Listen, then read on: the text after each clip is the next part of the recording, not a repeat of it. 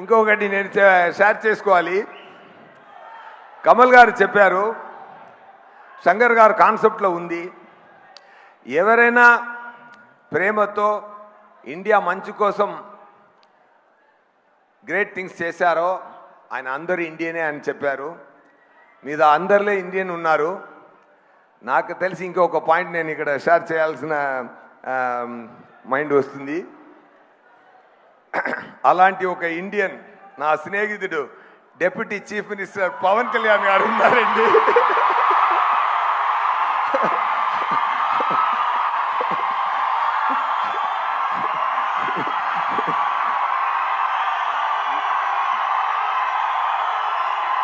నేను ముందే